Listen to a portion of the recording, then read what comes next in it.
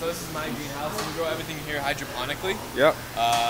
Originally it's Greek. It comes from the words hydra and ponos, which means working water.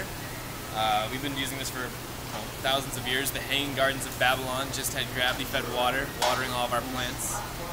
The U.S. first started using these systems in World War II in the South Pacific Theater. We actually needed to grow fruits and vegetables for our troops. And so we wound up digging these foot-long or foot-deep pools filled with nutrients and grew about 8 tons of fruit and vegetables during the war effort. Then after that, it was just a bunch of university research. So. But this method right here, this one's kind of cool to me, is aeroponics. So completely exposed without a container with the roots clearly hanging. We just have a rock wool cube, which was to hold the base of the plant during propagation, and then after that it's just me using twist ties on these peppers. What are you using the twist ties for? Just for support. Just to hold them up? Yep, the twist ties go through our string here and to the base. I just had a few of these peppers last night in a pepper and cactus fajita. It was delicious. So, Are they banana peppers?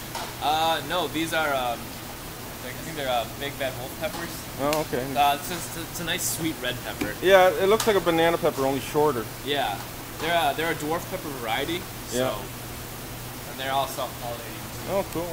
Yeah, and then you can see, I mean, some of the root peppers are absolutely massive over there. Yeah, I know, that's crazy. Just trellising down. So they just go through a cycle of misting and... Yeah, there's our misters right there, right here.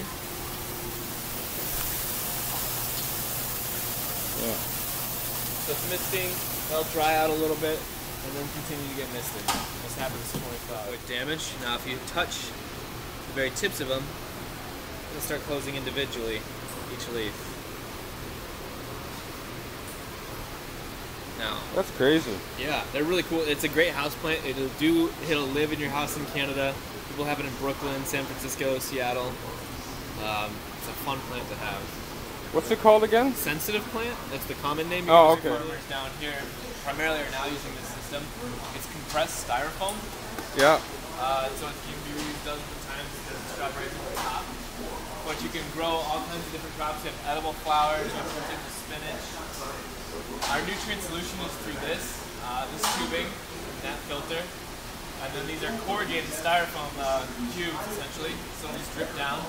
And all that's in here is just perlite and our nutrient solution. Right. And to me, where is it? I mean, the other week I pulled out full-grown styrofoam that I cut some holes in. Yeah. Rock wool cubes. Yeah. Which is the volcanic rock, except it's spun. Yeah, it's insulation. Yeah.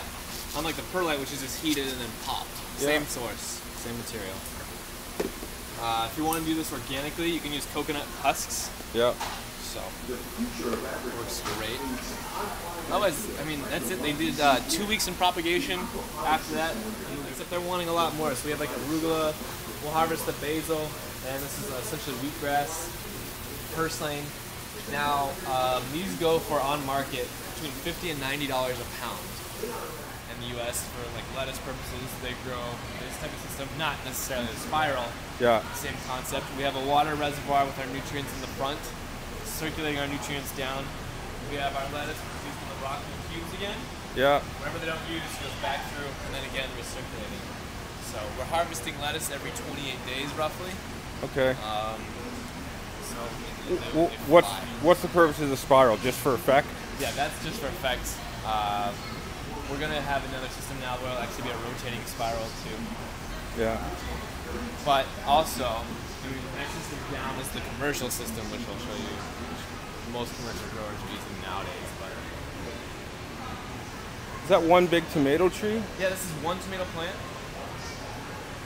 Oh, Guinness World Record. Yeah, we actually I think we hold 6 now. We're debating on whether or not we're gonna get a 7th. So, but I mean, for someone, you grow tomatoes, right? Yeah, we grow a couple tomato plants. I mean, this system is just easier to use in terms of maintaining an indeterminate variety and looking for diseases and managing it. Going on. This guy's just about on his way out now. He wasn't an amazing species, but I mean, we still kept him alive for a good long time. So again, we train our eggplants to grow up, flips, all something like that. We have a white variety, which is pretty rare nowadays because it has a thin skin and doesn't transport really easily. But when royalty in Europe first started eating eggplant, they're like, this tastes really good. It looked like a large white egg. And when more people wanted it, we switched to the darker skin variety. Has a thicker skin, it can be transported a lot easier. So it doesn't spoil as fast. Exactly. That's the only reason why. They taste almost the exact same. Same nutrient content, same time for harvest. Okay. Just a completely different plant. We have some other biological control agents up here. We have predatory mites. I don't know if you have a problem with mites in your garden. Spider mites. Yeah, these guys destroy spider mites. It's a much bigger mite. Yeah. I think the variety is, that's the Swarovski. We have 2 different varieties, and they're so much bigger than the spider mites, and they just wreak havoc on them. Really, eh? Yeah, you can get them online if you're looking for another great source of biological control. They act a little bit quicker than the parasitoid wasp as well. So. See, I only noticed spider mites in the fall, like really October. Like after harvest is the first time I ever noticed them. So. Well, if you start noticing them maybe around the summer, these guys don't do any damage to the plant either. They only hunt mites, and they go after some aphids. They do have a little bit of an effect on the whitefly population as well. So what's the idea with this pouch? So in this pouch, we have a like a seed hole as an actual container for them to be, and so like when they're born, they come out of the pouch and then they do work. And so we just release them. Our prize winners, the variety. So seeded September 1st. Yeah. Biggest that we've grown is 474 pounds. So decent size for a trellis pumpkin. We had to kind of lower him down on ropes onto a table just because he's so massive.